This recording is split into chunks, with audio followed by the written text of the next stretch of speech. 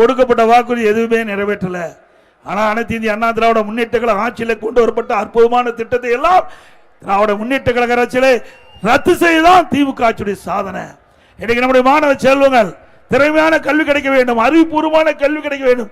அதற்காக மாண்புமிகு அம்மா அவர்கள் தொலைநோக்கு சிந்தனையோடு அரசு பள்ளியில் படிக்கின்ற மாணவர் செல்வங்கள் திறமையான மாணவர்களாக உருவாக்குவதற்கு லேப்டாப் கொடுத்தாங்க.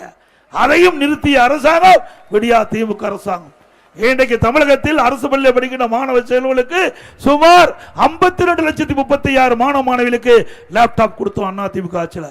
7,300 கோடி இதற்காக நிதி ஒதுக்கீடு செய்யப்பட்டது. ஆனால் ஆட்சிக்கு வந்தவர்கள் இந்த திட்டத்தை கூட பொறுத்து கொள்ள முடியாம அந்த மாணவ செல்வங்கள் பாதிப்பதை கூட அவர்கள் சிந்திக்காம அதை ரத்து செஞ்சிருக்கிறாங்க. மீண்டும் உங்கள் துணையோடு அண்ணா திமுக ஆட்சி அடுத்த ஆண்டு மலர்கின்ற பொழுது லேப்டாப் திட்டம் கொண்டு வரப்படும், மாணவர்களை திறமையான மாணவர்களாக உருவாக்குவோம்.